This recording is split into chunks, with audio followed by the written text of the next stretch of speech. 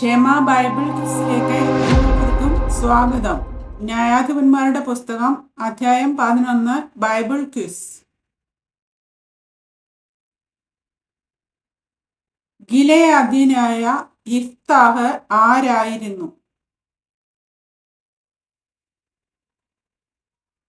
പരാക്രമശാലി.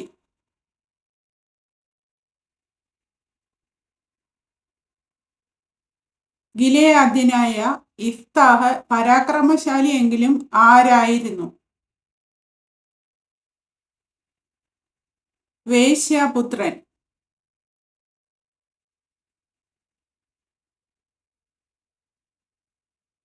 യിഫ്താഹിന്റെ ജനകൻ ആരായിരുന്നു?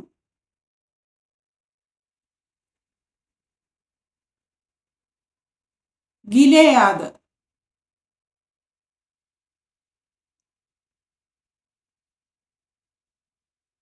യിഫ്താഹിനെ അവന്റെ പിതാവിന്റെ വീട്ടിൽ നിന്ന് നീക്കിക്കളഞ്ഞത് എപ്പോഴാണ്? ഗിലെയാദിന്റെ ഭാര്യയുടെ പുത്രന്മാർ വളർന്ന ശേഷം. ഗിലെയാദിന്റെ ഭാര്യയുടെ പുത്രന്മാർ യിഫ്താഹിനോട് അവൻ എന്ത് പ്രാപിക്കുകയില്ല എന്ന് പറഞ്ഞു. അവരുടെ പിതൃഭവനത്തിൽ അവകാശം.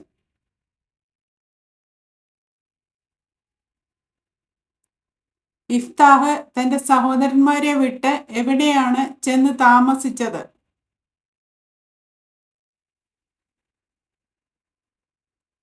തോബ് ദേശത്ത്.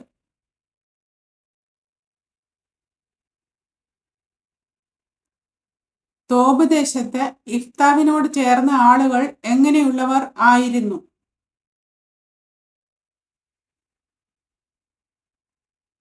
നിസ്സാരന്മാരായ ചിലർ.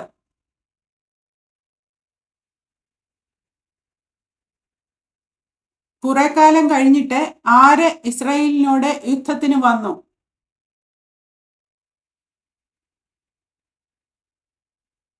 അമ്മോന്യർ.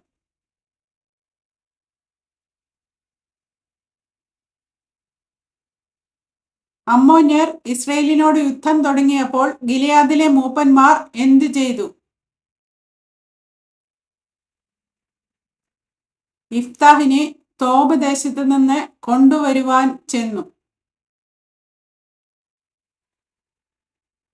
മൂപ്പന്മാർ യിഫ്താഹിനോട് എന്തായിത്തീരാൻ ആവശ്യപ്പെട്ടു?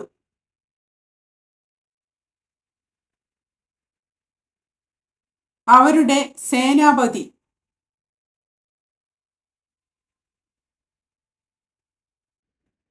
മൂപ്പന്മാർ അമ്മോന്യരോട് യുദ്ധം ചെയ്യേണ്ടതിന് അവർക്ക് സേനാപതി ആയിരിക്കാൻ യിഫ്താഹിനോട് ആവശ്യപ്പെട്ടപ്പോൾ അവൻ അവരോട് എന്താണ് പറഞ്ഞത്?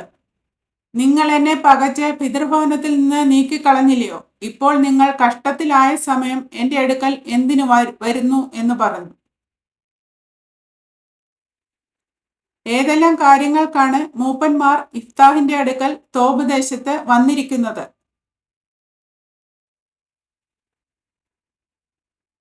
അവരോടുകൂടെ വന്ന് അമ്മോന്യരോട് യുദ്ധം ചെയ്യുകയും ഗിലെയാദിലെ സകല നിവാസികൾക്കും തലവനായിരിക്കുകയും ചെയ്യേണ്ടതിന്. അമ്മോന്യരോട് യുദ്ധം ചെയ്യുവാൻ അവർ എന്നെ കൊണ്ടുപോയിട്ട് യഹോവ അവരെ തന്റെ കയ്യിൽ ഏൽപ്പിച്ചാൽ ഗിലെയാദിലെ മൂപ്പന്മാർ തന്നെ ആരാക്കുമോ എന്നാണ് ചോദിച്ചത്. തലവനാക്കുമോ എന്ന് ചോദിച്ചു. ആര് നമ്മുടെ സാക്ഷി എന്നാണ് ഗിലെയാദിലെ മൂപ്പന്മാർ യിഫ്താഹിനോട് പറഞ്ഞത്? യഹോവ നമ്മുടെ മധ്യേ സാക്ഷി.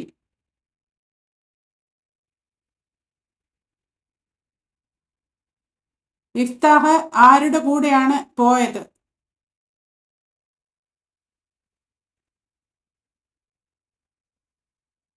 ഗിലെയാദിലെ മൂപ്പന്മാരോടൊപ്പം.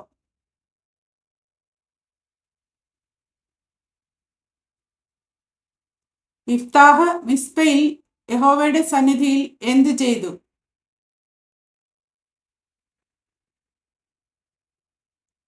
തന്റെ കാര്യമെല്ലാം പ്രസ്താവിച്ചു.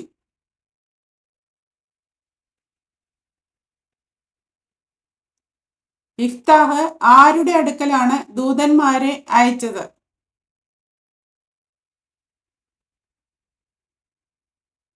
അമ്മോന്യരുടെ രാജാവിന്റെ അടുക്കൽ.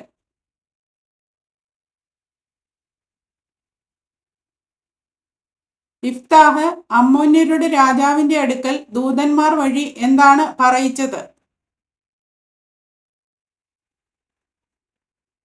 നീ എന്നോട് യുദ്ധം ചെയ്യുവാൻ എന്റെ ദേശത്ത് വരേണ്ടതിന് എന്നോട് നിനക്കെന്ത് കാര്യം എന്ന് പറയിച്ചു. ഇസ്രായേൽ മിസ്രൈമിൽ നിന്ന് പുറപ്പെട്ടു വന്നപ്പോൾ എവിടം മുതൽ എവിടം വരെയുള്ള തന്റെ ദേശമാണ് അടക്കിയതെന്ന് അമ്മോന്യ രാജാവ് അവകാശപ്പെട്ടു. അർന്നോൻ മുതൽ യബ്ബോക്ക് വരെയും യോർദാൻ വരെയും ഉള്ള അമ്മോന്യരുടെ ദേശം. ഇഫ്താഹ് വീണ്ടും ദൂതന്മാരെ അയച്ച് അമ്മോന്യ രാജാവിനോട് പറഞ്ഞതെന്താണ്? ഇസ്രായേൽ മോവാബ് ദേശമോ അമ്മോന്യരുടെ ദേശമോ അടക്കിയിട്ടില്ല. ഇസ്രായേൽ മിസ്രൈമിൽ നിന്ന് പുറപ്പെട്ട് മരുഭൂമിയിൽ കൂടെ എവിടെ വരെ സഞ്ചരിച്ച് എവിടെ എത്തി? ചെങ്കടൽ വരെ സഞ്ചരിച്ച് കാദേശിൽ എത്തി.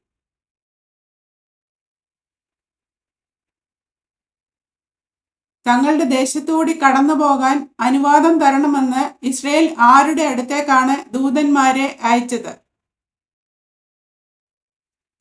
ഏദോം രാജാവിന്റെ അടുക്കൽ.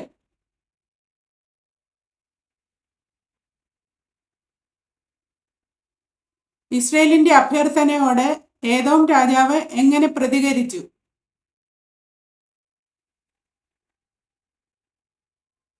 ഏദോം രാജാവ് കേട്ടില്ല.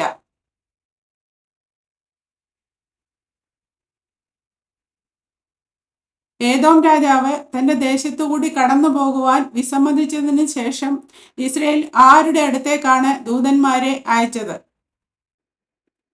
മോവാബ് രാജാവിന്റെ അടുക്കൽ.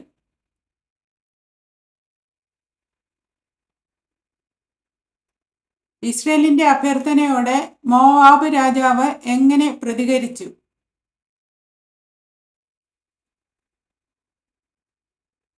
സമ്മതിച്ചില്ല.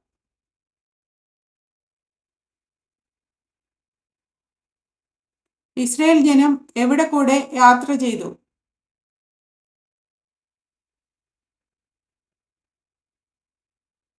മരുഭൂമിയിൽ കൂടെ.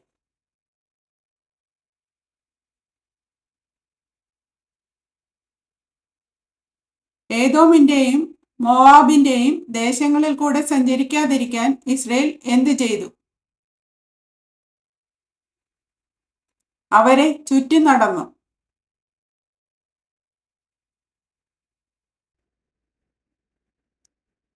ഏദോമിനെയും മോവാബിനെയും ചുറ്റിച്ചെന്ന ശേഷം ഇസ്രായേൽ എവിടെയാണ് പാളയമിറങ്ങിയത്? മോവാബിന്റെ കിഴക്ക് അർന്നോനക്കരെ.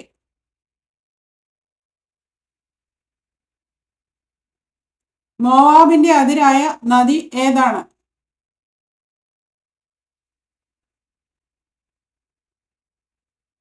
അർന്നോൻ.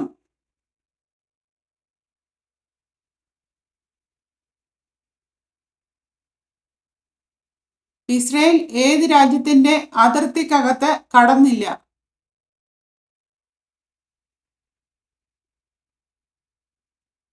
മോവാബിന്റെ.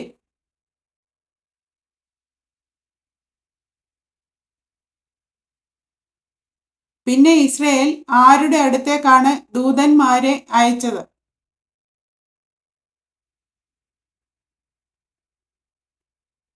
ഹെശ്ബോനിൽ വാണിരുന്ന അമ്മോര്യ രാജാവായ സീഹോന്റെ അടുക്കൽ. സീഹോൻ രാജാവിന്റെ അടുക്കൽ ദൂതന്മാരെ അയച്ച് ഇസ്രായേൽ അവരോട് എന്താണ് പറയിച്ചത്? നിന്റെ ദേശത്തുകൂടി എന്റെ സ്ഥലത്തേക്ക് കടന്നു പോകുവാൻ അനുവാദം തരണമെന്ന് പറയിച്ചു. തന്റെ സ്ഥലത്തുകൂടി കടന്നു പോകുവാൻ അനുവാദം ചോദിച്ച ഇസ്രായേലിനോട് സീഹോൻ എങ്ങനെ പ്രതികരിച്ചു? ഇസ്രയേൽ തന്റെ ദേശത്തുകൂടി കടന്നു പോകുവാൻ തക്കവണ്ണം അവരെ വിശ്വസിച്ചില്ല. സീഹോൻ രാജാവ് ആരെയൊക്കെ വിളിച്ചുകൂട്ടി ഇസ്രയേലിനോട് പടയേറ്റു.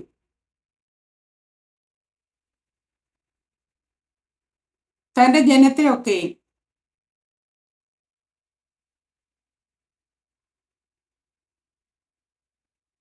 സീഹോൻ രാജാവ് തന്റെ ജനത്തെ ഒക്കെയും വിളിച്ചുകൂട്ടി എവിടെ പാളയമിറങ്ങി ഇസ്രയേലിനോട് പടയേറ്റു? യഹസിൽ.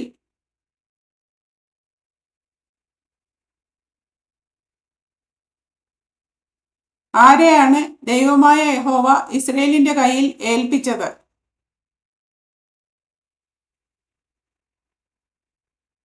സീഹോനെയും അവന്റെ സകല ജനത്തെയും.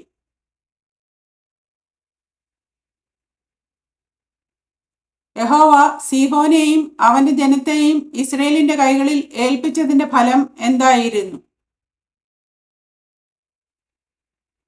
ഇസ്രയേൽ അമ്മോര്യരെ തോൽപ്പിച്ച് ഇസ്രയേൽ അമ്മോര്യരുടെ ദേശമൊക്കെയും കൈവശമാക്കി. ഇസ്രയേലിന്റെ ദൈവമായ യഹോവ അമ്മോര്യരെ അവരുടെ കയ്യിൽ ഏൽപ്പിച്ചതിന് ശേഷം അമ്മോര്യരിൽ നിന്ന് ഇസ്രയേൽ ഏത് ദേശമൊക്കെയും പിടിച്ചടക്കി? അർന്നോൻ മുതൽ യബ്ബോക്ക് വരെയും മരുഭൂമിയിൽ യോർദാൻ വരെയുള്ള അമോര്യരുടെ ദേശം ഒക്കെയും. ഇസ്രയേലിന്റെ ദൈവമായ യഹോവ തന്റെ ജനമായ ഇസ്രയേലിന്റെ മുമ്പിൽ നിന്ന് അമ്മോര്യരെ നീക്കിക്കളഞ്ഞിരിക്കെ നീ എന്ത് ചെയ്യാൻ പോകുന്നുവോ എന്നാണ് യിഫ്താഹ് അമ്മോര് രാജാവിനോട് ചോദിക്കുന്നത്. നീ അവരുടെ അവകാശം അടക്കുവാൻ പോകുന്നുവോ? നീ ഏത് ദേശത്തെ അടക്കി അനുഭവിക്കുകയല്ലയോ എന്നാണ് യിഫ്താഹ് അമ്മോര് രാജാവിനോട് ചോദിക്കുന്നത്. നിന്റെ ദേവനായ കെമോഷ് നിനക്ക് അവകാശമായി തരുന്ന ദേശത്തെ. ആര് ഞങ്ങളുടെ മുമ്പിൽ നിന്ന് നീക്കിക്കളയുന്നവരുടെ അവകാശം ഞങ്ങളും അടക്കി അനുഭവിക്കും എന്നാണ് യിഫ്താഹ് പറയുന്നത്. ഞങ്ങളുടെ ദൈവമായ യഹോവ ഞങ്ങളുടെ മുമ്പിൽ നിന്ന് നീക്കിക്കളയുന്നവരുടെ അവകാശം. ആരെക്കാളും നീ യോഗ്യനോ എന്നാണ് യിഫ്താഹ് അമ്മോര് രാജാവിനോട് ചോദിക്കുന്നത്. സിപ്പോരിന്റെ മകനായ ബാലാക്ക് എന്ന മോവാബ് രാജാവിനേക്കാളും. അവൻ ഇസ്രയേലിനോട് എപ്പോഴെങ്കിലും വാഗ്വാദം ചെയ്തിട്ടുണ്ടോ? എപ്പോഴെങ്കിലും അവരോട് യുദ്ധം ചെയ്തിട്ടുണ്ടോ എന്ന് യിഫ്താഹ് ആരെക്കുറിച്ചാണ് അമ്മോന്യ രാജാവിനോട് ചോദിക്കുന്നത്? സിപ്പോരിന്റെ മകനായ ബാലാക്ക് എന്ന മോവാബ് രാജാവിനെ കുറിച്ച്. ഇസ്രയേൽ ജനം ഏതൊക്കെ സ്ഥലങ്ങളിൽ 300 സംവത്സരത്തോളം പാർത്തിരിക്കെ ആ കാലത്തിനിടയിൽ നിങ്ങൾ അവയെ ഒഴിപ്പിക്കാഞ്ഞത് എന്ത് എന്നാണ് യിഫ്താഹ് അമ്മോന്യ രാജാവിനോട് ചോദിക്കുന്നത്. ഹെശ്ബോനിലും അതിന്റെ പട്ടണങ്ങളിലും ആരോവേറിലും അതിന്റെ പട്ടണങ്ങളിലും അർന്നോൻ തീരത്തുള്ള എല്ലാ പട്ടണങ്ങളിലും. ഞാൻ നിന്നോട് അന്യായം ചെയ്തിട്ടില്ല. എന്തു ചെയ്യുന്നതിനാൽ നീ എന്നോടാകുന്നു അന്യായം ചെയ്യുന്നത് എന്നാണ് യിഫ്താഹ് അമ്മോന്യ രാജാവിനോട് പറയുന്നത്. തന്നോട് യുദ്ധം ചെയ്യുന്നതിനാൽ. ആര് ഇന്ന് ഇസ്രയേൽ മക്കളുടെയും അമ്മോന്യരുടെയും മധ്യേ ന്യായം വിധിക്കട്ടെ എന്നാണ് യിഫ്താഹ് പറഞ്ഞത്. ന്യായാധിപനായ യഹോവ.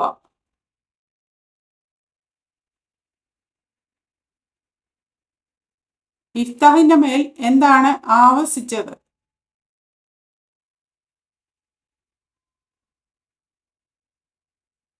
യഹോവയുടെ ആത്മാവ്.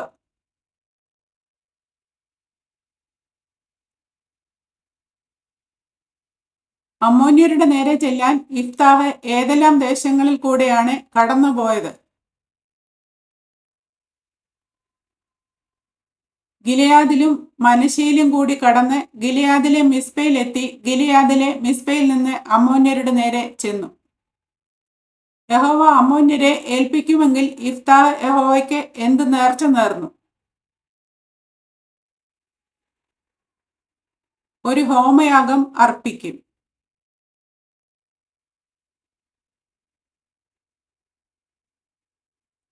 യഹോവ അമ്മോന്യരെ തന്റെ കയ്യിൽ ഏൽപ്പിക്കുമെങ്കിൽ ഇഫ്താഹ് യഹോവയ്ക്ക് എന്ത് നേർച്ചയാണ് നേർന്നത്? തന്നെ എതിരേറ്റു വരുന്നത് യഹോവയ്ക്കുള്ളതാകും.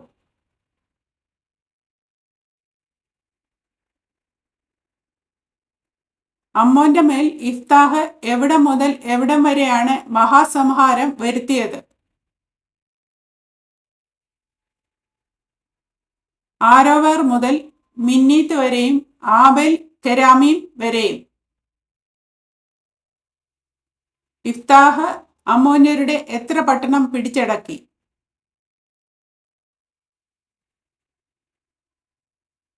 20 പട്ടണം.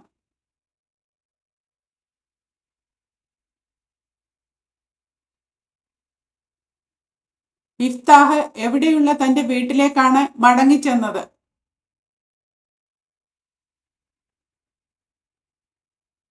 മിസ്പായിൽ.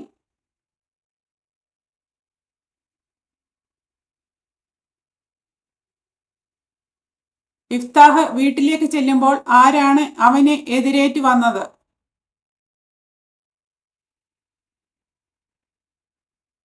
അവന്റെ മകൾ.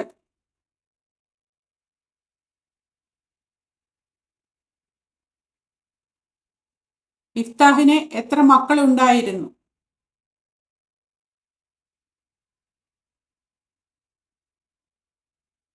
ഏക മകളല്ലാതെ അവന് മകനുമില്ല, മകളുമില്ല.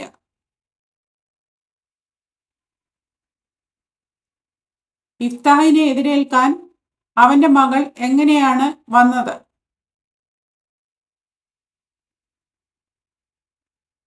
തപ്പോടും നൃത്തത്തോടും.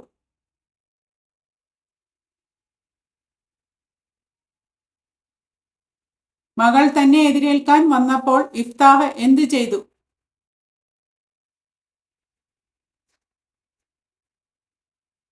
അവൻ തന്റെ വസ്ത്രം കീറി.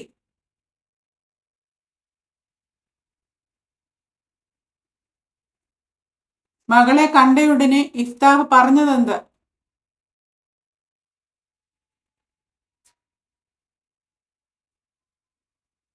എന്റെ മകളെ, നീ എന്റെ തല കുനിയിച്ചു. നീ എന്നെ വ്യസനിപ്പിക്കുന്നവരുടെ കൂട്ടത്തിൽ ആക്കിയല്ലോ.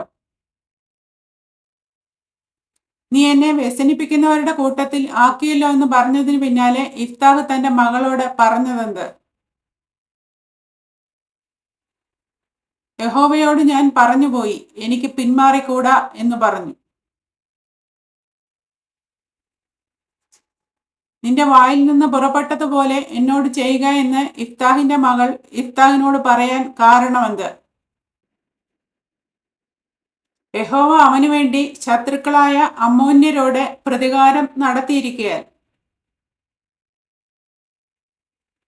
മകൾ അവളുടെ പിതാവായ ഇഫ്താഹിനോട് എന്ത് അപേക്ഷിച്ചു?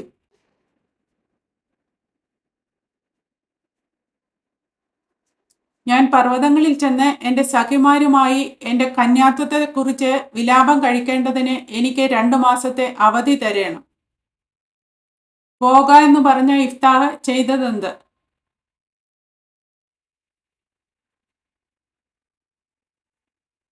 അവളെ 2 മാസത്തേക്ക് അയച്ചു.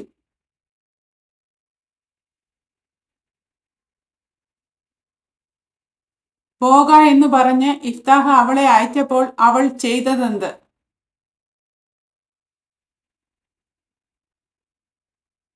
അവൾ തന്റെ സഖിമാരുമായി ചെന്ന് തന്റെ കന്യാത്വത്തെക്കുറിച്ച് പർവ്വതങ്ങളിൽ വിലാപം കഴിച്ചു. എപ്പോഴാണ് അവൾ തന്റെ അപ്പന്റെ അടുക്കലേക്ക് മടങ്ങി വന്നത്?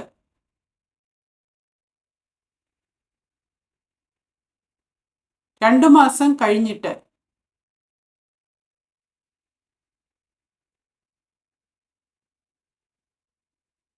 രണ്ടു മാസം കഴിഞ്ഞിട്ട് അവൾ തന്റെ അപ്പന്റെ അടുക്കലേക്ക് മടങ്ങി വന്നപ്പോൾ ഇഫ്താഹ് ചെയ്തതെന്ത്? അവൻ നേർന്നിരുന്ന നേർച്ച പോലെ അവളോട് ചെയ്തു.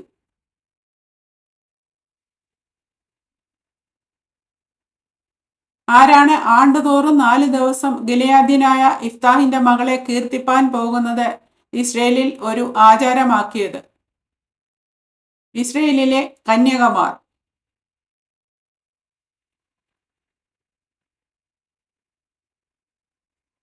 ആണ്ടുതോറും ഇസ്രയേലിൽ ഒരു ആചാരമായി തീർന്നതെന്ത്?